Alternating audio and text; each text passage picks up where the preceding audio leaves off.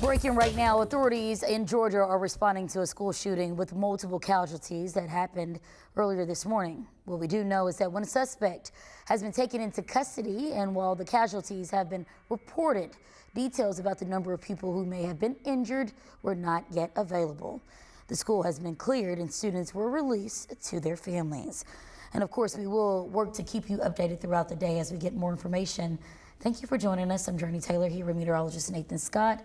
Nathan, we already have received just a little bit of rain throughout the state so far. What can we expect for the rest of the day?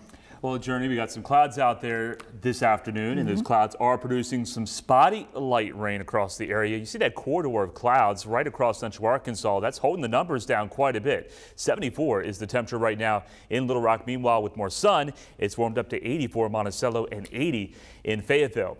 As we take a look at the dew points, it's not humid out there. Dew points are into the upper 50s, low 60s. There is more moisture along the Mississippi River. And here is the radar. But what you don't see is what's really happening at the surface. A lot of this is not reaching the ground, but we are starting to see some rain sneak its way into the Little Rock Metro at this time. This is very light rain, won't amount to much at all, probably less than 1/10 of an inch, and extends all the way through Garland County, so Hot Springs seeing rain, Hot Springs Village, and it goes all the way back through Locksburg and DeQueen. So the chance of rain, especially across central Arkansas, is going to remain in place through the course of the afternoon. And then I think to the east and southeastern parts of the state, there's going to be a flare-up of some more showers and thunderstorms because that's where the moisture field is really located with the daytime heating. Highs today, much cooler than what we have been seeing. Highs primarily will stay into the 70s. There will be some low 80s if we're lucky, and we might see a few breaks of sun later today, but I think that chance is fairly low. We'll see another chance, it's a low chance, on Thursday. I'll talk more about that and have a great weekend forecast coming up. All right, Nathan, thank you.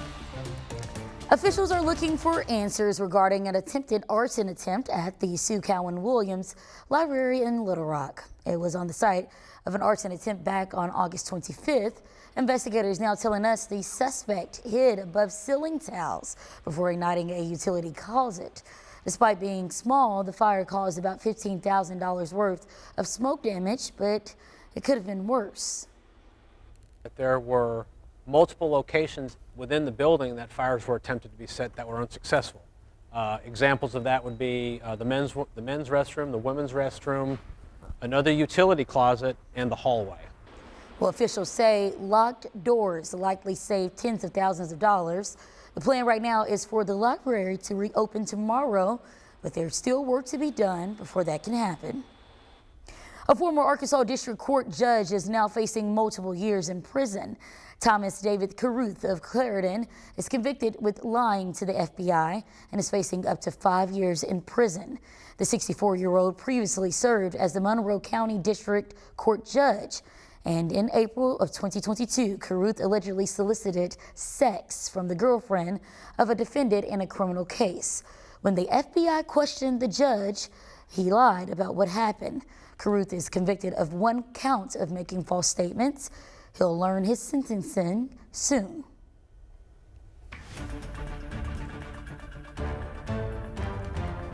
Developing right now, a former top aide to New York Governor Kathy Hoko is in federal custody this afternoon. Officials accuse the woman of acting as a foreign agent for China in exchange for millions of dollars. Prosecutors add she blocked Taiwanese government officials from having access to high-level officials in New York. She and her husband have pleaded not guilty to the charges. And a teen arrested in connection with the shooting and attempted robbery of San Francisco 49ers wide receiver Ricky Pearsall has been charged with attempted murder. The 17-year-old is also charged with assault with a semi-automatic firearm and attempted second-degree robbery. The charges will be filed in juvenile court as police continue investigating the case. Well, the war in Ukraine escalating as Russian forces launch hundreds of missile and drone strikes across the country earlier today. The strike killed dozens, injuring hundreds more, and left many trapped under the rubble. The deadliest attack took place in the central city of Poltava, where at least 51 people were killed, more than 200 others wounded. Russia has increased its blitz on Ukraine in recent days, with more than 300 strikes in the last 24 hours alone. Ukrainian President Volodymyr Zelensky released a statement demanding the world to send help. Air defense systems and missiles are needed in Ukraine, not in a warehouse somewhere, he said. Long-range strikes that can defend against Russian terror are needed now.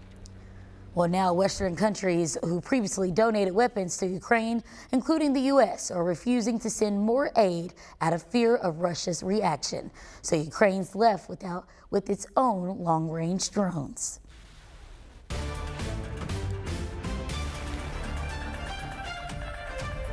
Turning now to the race for the White House, we're 6 days out from the first debate between former President Trump and Vice President Kamala Harris. Robert Costa has the very latest as both camps are expected to address the economy later today while zeroing in on one key battleground state.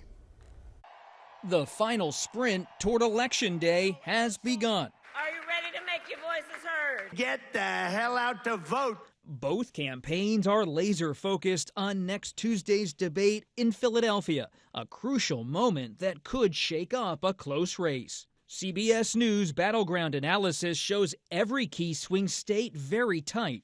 And with mail ballots going out to voters as soon as Friday and early in-person voting starting September 20th, the debate could have an outsized impact. I look forward to the debate with her. Meanwhile, some Trump allies see little political upside in his barrage of personal attacks. She's a defective person, and we don't need another defective person as president of the United States. South Carolina Republican Lindsey Graham arguing that Trump needs to focus on policy, not barbs. When unions are strong, America is strong. Vice President Harris and her running mate Tim Walz have been hitting a populist note as they court working voters and cast Trump as an ally of big business, releasing a new ad in battleground states. Trump is focused on giving them tax cuts, but Kamala Harris is focused on you.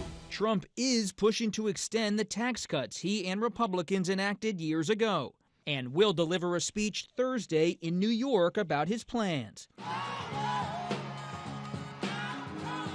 Meanwhile, the campaign soundtrack got a scratch after a judge blocked Trump from using Hold On, I'm Comin', the soul hit co-written by the late Isaac Hayes, following legal pressure from Hayes' family.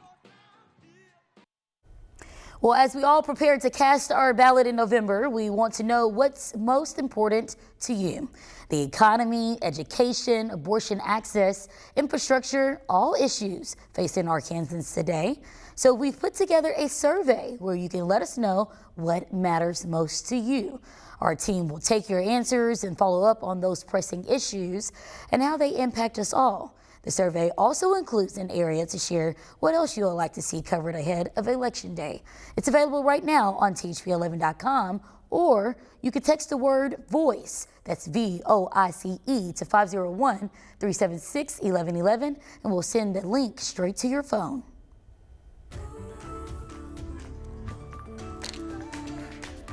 Well, check this out. A new report shows Arkansas is making progress on a high priority goal, closing the broadband gap. A recent study by Hosting Advice shows from 2021 to now, Arkansas had the greatest gains in broadband access in the nation. It shows a 9% increase in access across the state over the past 4 years, with close to 120,000 new connections. Helping, the grandmother who's down in Hope, who needs to see her cancer specialist via telehealth. It's a rice farmer over in Stuttgart who, utilizing advanced precision tech, ag technology. It is the little second grader who, doesn't have to go to Walmart parking lot anymore to do his homework. He can actually be at home. And while we've seen major growth, there's still more work to be done. Nearly 80,000 locations in the state are still without broadband access. Pope Francis condemns religious extremism while in Indonesia, the world's most populous Muslim nation. More on the Pope's historic Asia-Pacific trip coming up. And it's a gloomy Wednesday across central Arkansas. That's holding the numbers down quite a bit. I'll have a live look at radar and show you where the rain is located and let you know if there's any more rain expected over the next several days.